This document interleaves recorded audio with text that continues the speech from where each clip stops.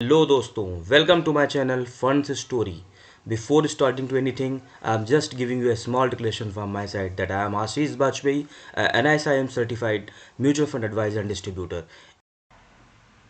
नमस्कार दोस्तों आपका स्वागत है आपके अपने चैनल फंड्स स्टोरी के इस इंफॉर्मेटिव वीडियो में।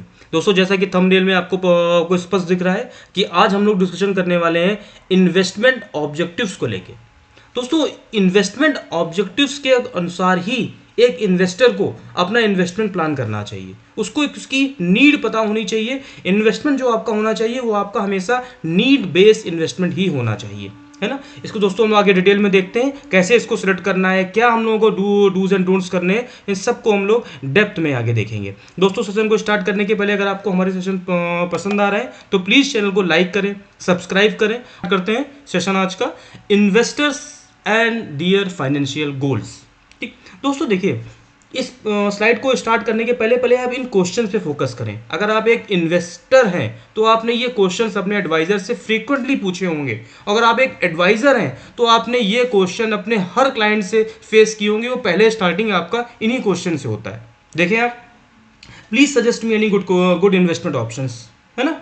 इस साल यार किस स्कीम में, किस म्यूचुअल फंड की स्कीम में इन्वेस्टमेंट कर दें कि रिटर्न बहुत अच्छा मिल जाए हमको, है ना। ये तीसरा क्वेश्चन देखें, यार इस साल स्टॉक मार्केट में इन्वेस्टमेंट करें या रियल एस्टेट में पैसा लगा दें। और लास्ट में बहुत बड़ा क्वेश्चन, यार मेरा इन्वेस्टमेंट एक बार देख लो सब सही है ना, कोई या उसको कुछ चेंज करने की आवश्यकता तो नहीं है। ये सारे क्वेश्चंस हैं जो एक हम लोग फ्रीक्वेंटली पूछते हैं, है ना। हर एक इन्वेस्टर फ्रीक्वेंटली अपने एडवाइजर से पूछता है और ये सारे क्वेश्चंस में इन्वेस्टर के इन्वेस्टमेंट से रिलेटेड ही हैं। इसमें कहीं पर भी नीड का कोई डिस्कशन नहीं है। इवन देन कि एक इन्वेस्टर को अपनी नीड के अनुसार इन्वेस्टमेंट करने के लिए वो तैयार ही नहीं है, कि उसको नीड को अपनी इंपॉर्टेंस ही नहीं दे रहा है ना। ये सारी डिस्कशन को हम लोग आज देखेंगे। दोस्तों इन्वेस्टर्स नीड पे फोकस आपको को करना होगा अगर आपको अच्छा इन्वेस्टमेंट करना है तो। दोस्तों देखें, why is one investing, investment लोग करते ही क्यों है ना। दोस्तों इन्वेस्टमेंट का डिस्कशन हमेशा वाई से ही स्टार्ट होना चाहिए। वाई इज इन्वेस्टिंग, क्यों इन्वेस्टिंग करनी है हमको। दोस्तों देखिए, ये कुछ एग्जांपल्स हैं, अगर आप इनको समझेंगे तो आपको समझ में आएगा, कहीं ना कहीं अपने आप केस को इससे रिलेट कर पाएंगे। दोस्तों देखें, एक मास्टर वासु है, ये एक 8 साल का छोटा बच्चा है। ये भारत के चंद्रयान मिशन से बहुत ज़्यादा प्रभावित है ना। अब इसने एम किया कि इसको तो साइंटिस्ट बनना है।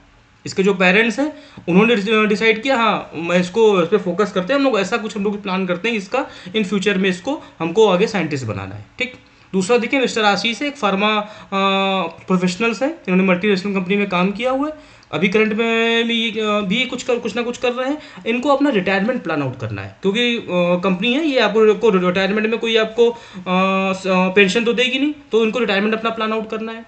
थर्ड एग्जांपल देखिए, मिस्टर प्रवीण है ना। इन्होंने क्या किया हुआ है, रिसेंटली शिफ्ट हुए हैं, इनका प्रमोशन हुआ है और मान लीजिए ये चंडीगढ़ जाके शिफ्ट हो गए हैं। अब ये वहाँ पर इनके सामने इनका फ्रीक्वेंट प्रमोशन होता रहता है, जॉब स्विच करते रहते हैं, तो इनको एक नीड है, इनको एक घर की एक आवश्यकता है, इनको वहाँ पर ये अपना कुछ सेटलमेंट कर सकें। तो इनकी जो अभी करंट की जो नीड है वो है इनको एक सेटलमेंट के लिए, कि इनको एक घर चाहिए। लास्ट वन देखें, मिस्टर वाजपेयी, ये भी रिसेंटली रिटायर हुए हैं, तो इनको अब इनकम बंद हो गई, इनको अब रेगुलर इनकम चाहिए, है ना। आपने समझा, इसमें हर केस में आप देखें, सबको सारी केस में सबको पैसा चाहिए, बट यहाँ पर जो डिफरेंस वो ये है कि सबको नीड बेस्ड अगर आप इन्वेस्टमेंट नहीं करेंगे, सबकी नीड डिफरेंट है यहाँ पर, सबका टाइम। मिस्टर वासु को आज 8 साल के हैं, जब ये 20-22 साल के होंगे तब हमको इन पे इन्वेस्टमेंट करना है, हमको पैसे की आवश्यकता होगी इनकी पढ़ाई को आगे करने के लिए, है ना। मान लीजिए हमको 10 लाख रुपए की आवश्यकता होगी, मतलब अब क्या हो गया, एक टाइम लाइन डिसाइड हो गई, हमको इन 12 से 15 साल बाद हमको 10 से 15 लाख रुपए की आवश्यकता है। ठीक, मिस्टर आशीष अभी ये 42 के हैं, 60 साल के, मतलब इनको 18 साल के बाद में जब रिटायर होंगे तो इनको एक अच्छा खासा अमाउंट एज ए रिटायरमेंट के लिए चाहिए। मतलब जो इनका हो गया ओरिजिन, वो 18 साल के लिए इनको एक ऐसा कुछ इन्वेस्टमेंट करना है। क्लियर है हमको। मिस्टर प्रवीण, ये चूंकि अब अभी शिफ्ट हो गए, अब इनको एक हाउस की आवश्यकता है, तो इनको हाउस की आवश्यकता 20 साल बाद नहीं पड़ेगी, इनको आज आवश्यकता है। मतलब इनको 2 से 3-4 साल के अंदर इनको ये प्लान आउट करना है। इनकी नीड क्या है, इनकी नीड जो है वो शॉर्ट टू मिड टर्म में है। मिस्टर वाजपेयी जो कि रिटायर हो गए हैं, अब इनको रेगुलर इनकम अभी चाहिए, इनको रेगुलर इनकम 4 साल या 2 साल 5 साल बाद नहीं चाहिए। इनकी नीड जो है वो अलग है। तो हम लोगों को ये समझना होगा कि हम लोग किस कैटेगरी में आ रहे हैं, हमारा इन्वेस्टमेंट किस कैटेगरी का होना है, हमको उसी के अकॉर्डिंग ही हमको कोई ना कोई म्यूचुअल फंड का कोई प्लान सेलेक्ट करना है ना। हमको ऐसे ही कोई भी प्लान को नहीं देखना है, हमको अपनी नीड के अकॉर्डिंग प्लान को देखना है। क्लियर है आपको? इसी को हमने मेंशन किया था यहाँ पर। दोस्तों समझे, जो आपके नीड बेस्ड जो आपके प्लान होंगे ये डिफरेंट रहते हैं। ये मैंने कुछ आपको एग्जांपल लिखे हुए हैं, आप इसमें देखें। जैसे आपका इन्वेस्टमेंट ऑब्जेक्टिव्स इसमें क्या है, reasonable income along with high liquidity. देखिए दोस्तों, जो बड़े बड़े ऑर्गेनाइजेशंस होते हैं उनको कैश में अमाउंट चाहिए होता है, उनको लिक्विड अमाउंट चाहिए होता है, उनके पास बहुत बड़ा कॉर्पस होगा।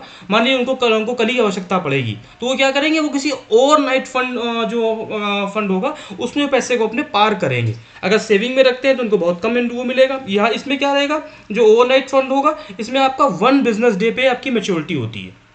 उनको reasonable income along with high liquidity, इनको जो ऑप्शन है, जो उनके इन्वेस्टमेंट ऑब्जेक्टिव्स है कि उनको पैसा हमेशा कैश में चाहिए, उनको यहाँ पूरा होता है। इक्विटी फंड आप देखें, टू जनरेट कैपिटल अप्रिसिएशन। मान लीजिए मिस्टर वाजपेयी ने, मिस्टर आशीष ने एक प्लान सेलेक्ट किया था, उनको 18 साल के बाद में उनको चाहिए, तो वो उसमें क्या, किस में जाएगा, आपका लॉन्ग ड्यूरेशन फंड में जाएंगे। 18 साल का समय है, उनको रिटायरमेंट अपना प्लान करना है, ये उसमें प्लान करेंगे अपना। क्लियर है आपको? इक्विटी फंड्स में क्या है, एप्रिसिएशन होगा। आपको 10 से 12 साल का इन्वेस्टमेंट करना है, आपको अपने बच्चे की पढ़ाई के लिए इन्वेस्टमेंट करना है, आपने कोई अब्रॉड टूर प्लान किया, आपको उसमें 10 से 12 साल पैसा चाहिए, आप इक्विटी फंड में प्लान आउट करिए पैसा। हाइब्रिड फंड में क्या है, जिनको थोड़ा रिस्क भी लेना है पर थोड़ा सिक्योरिटी भी लेके चलना है, तो क्या करेंगे, इक्विटी प्लस आपका डेप्ट सिक्योरिटीज भी पैसा पार करिए। वहां पर क्या रहेगा, दोनों ही आपका इन्वेस्टमेंट ऑब्जेक्टिव पूरे होंगे।